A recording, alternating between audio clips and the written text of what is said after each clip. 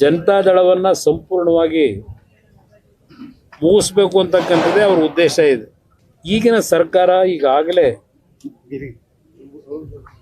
ಹಾಸನ ಜಿಲ್ಲೆಯಲ್ಲಿ 2 ಸಭೆಗಳನ್ನು ಮಾಡಿದ್ದಾರೆ.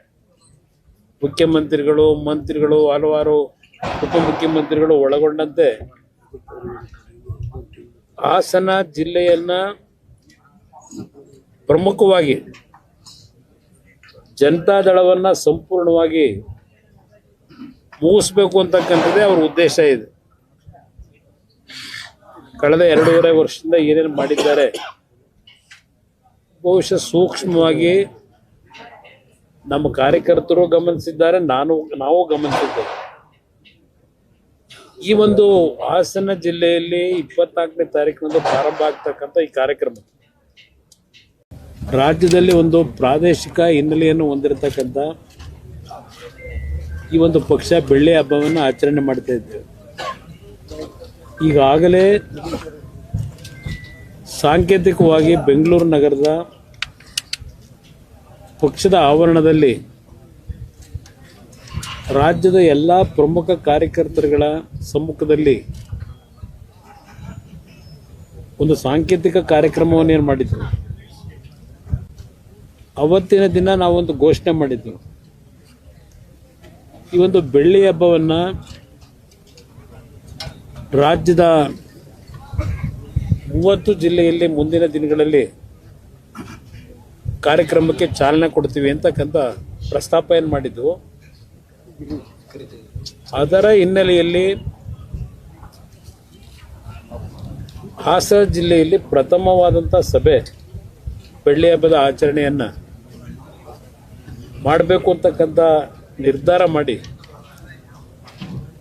ಜಿಲ್ಲೆಯ ಎಲ್ಲ ನಮ್ಮ ಪ್ರಮುಖ ನಾಯಕರುಗಳು, ಮಾಜಿ ಶಾಸಕರುಗಳು ಎಲ್ಲರೂ ಸೇರಿ ಮಾಜಿ ಸಚಿವರಾಗಿರ್ತಕ್ಕಂಥ ರೇವಣ್ಣ ಅವರ ಜೊತೆಗೂಡಿ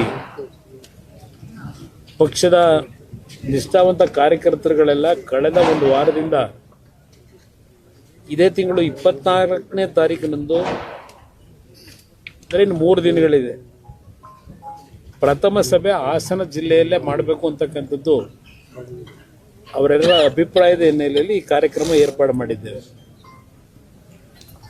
ಅದರ ಜೊತೆಯಲ್ಲಿ ಈಗಿನ ಸರ್ಕಾರ ಈಗಾಗಲೇ ಹಾಸನ ಜಿಲ್ಲೆಯಲ್ಲಿ 2 ಸಭೆಗಳನ್ನು ಮಾಡಿದ್ದಾರೆ. ಮುಖ್ಯಮಂತ್ರಿಗಳು, ಮಂತ್ರಿಗಳು, ಹಲವಾರು ಉಪಮುಖ್ಯಮಂತ್ರಿಗಳು ಒಳಗೊಂಡಂತೆ ಹಾಸನ ಜಿಲ್ಲೆಯನ್ನ ಪ್ರಮುಖವಾಗಿ ಜನತಾದಳವನ್ನು ಸಂಪೂರ್ಣವಾಗಿ ಮುಗಿಸ್ಬೇಕು ಅಂತಕ್ಕಂಥದ್ದೇ ಅವರ ಉದ್ದೇಶ ಇದೆ.